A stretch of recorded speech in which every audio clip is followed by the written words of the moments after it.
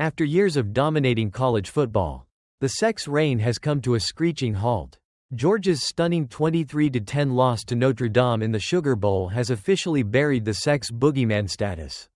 For the first time in what feels like forever, the SEC is left scrambling for answers, while college football fans everywhere are breathing a collective sigh of relief.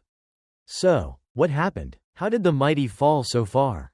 Well, it seems the inevitable unraveling of Georgia has finally come to fruition. The Dogs haven't won a college football playoff game since their back-to-back national titles in 2021 and 2022. And if that wasn't enough, Alabama, LSU, and other SEC heavyweights have also been knocked down a peg. In fact, Alabama hasn't won a playoff game since 2021, and LSU hasn't tasted victory in the CFP since 2019. Oh, and don't even get me started on Tennessee. After making their first playoff appearance, they promptly lost by 25 points to Ohio State.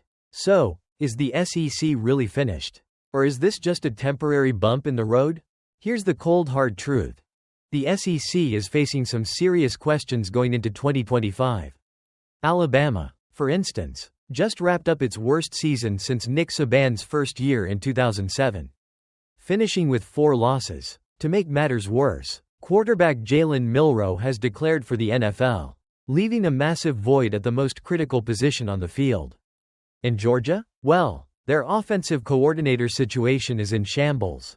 Kirby Smart's decision to hire his old college roommate, Mike Bobo, has backfired spectacularly. With blue-chip quarterbacks like Carson Beck and Gunnar Stockton, Georgia has relied on raw talent to cover up coaching mistakes. But when it mattered most, they were outcoached and outplayed.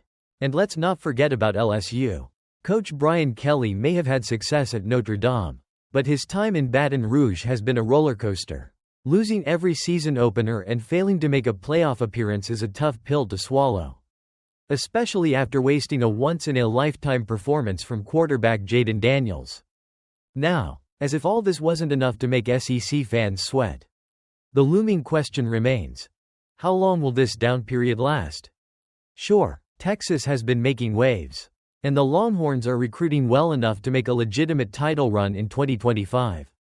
But let's not forget that neither Peyton nor Eli Manning ever won a national title. Can Arch Manning finally bring Texas back to the promised land? Time will tell. But let's pause for a second and take in the irony. Georgia, who once laughed at conferences like the Big Ten, is now looking up at teams like Ohio State and Notre Dame.